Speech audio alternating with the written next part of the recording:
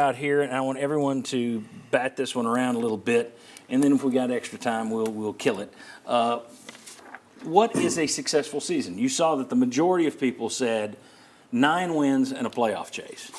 There were only 5 or 6% that said 8 wins will do. 8 wins, but that's 8 wins and you finish strong. So my question, and whoever wants to jump in, I'm not going to do around the horn, we'll just throw it out there. Who wants to go first as to what a successful season would be for 2024? 12-0. 12-0, baby. Let's okay, go. but see what you're saying there is that you're telling the fans that it's a failure for Josh Heupel if he goes 11-1. Well, I'm not going to say we're going to lose. I just can't do that. I don't have an undefeated record on my sleeve, but I never played a game I lost. Just learn. You never. That's it. I'm just how I see it. That's my I saw you learn in '88 a lot. I was injured. Well, I meant the team, but you. I learned a lot. That's what we came back with 89. Bam. Listen, I think the hype and everything you got. People want to see you having a chance to get in the playoffs, come to the end of the season. So I think it has to be 9 wins. I think that's where you're going to be. I think that's what people want. They want that to have the opportunity in that last week. Do you have a chance to still be selected somehow into that playoff mix? And I think that's what they want people to be in. Okay, I'll let you guys go and I'll jump in. I think that 9 wins, getting a chance to get into the playoff, but I don't want to see that game. What was it last year, Missouri or South Carolina the year before that? So that game where we just don't show up, I don't want to see that. I think that's huge, just with confidence of your team and whatnot. But I mean, that's just something that we never expected to see, and it's got to go away. Although I will say this, show up every week. I will say this. You do see more and more of that, though, across college football. Yeah. You do see more of it, but I understand from a player's perspective, when you didn't see that back in your day, you don't want to see it now. How's it happen? What happened to that game? I'm going to be the contrarian, I guess, but I don't care as much about wins and losses anymore, right? Like, if we're playing, like, if we, wow, think about this, like, if every game Tennessee played this year, the team that they played, their top 3 players were out, and they won every game. Like, yeah, it would be cool. They won 12 games, but it still wouldn't be as exciting. What we really want to see is we want Tennessee to face some adversity, to overcome it, and see guys get better.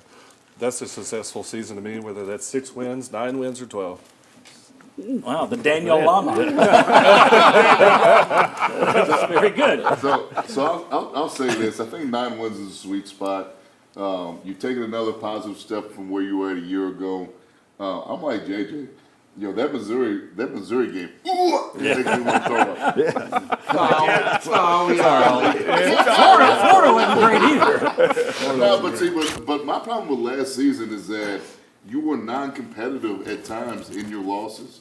The loss to Florida, the loss to Alabama, and I get it. James Pierce had a couple strip sack fumbles, but second half, kind of went down the wayside. Georgia was a non-competitive game. And then Missouri was, we obviously know we don't need to talk about that one.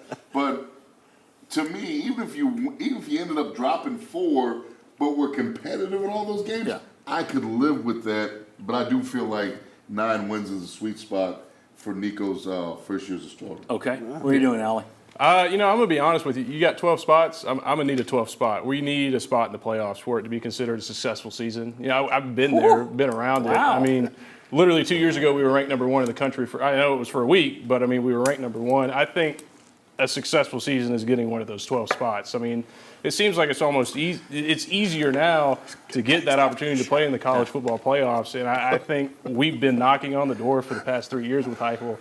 I think he has to get one of those spots this year. I think Will's right. You're going to get a text right after this show. What? Why? Why would you put that far there?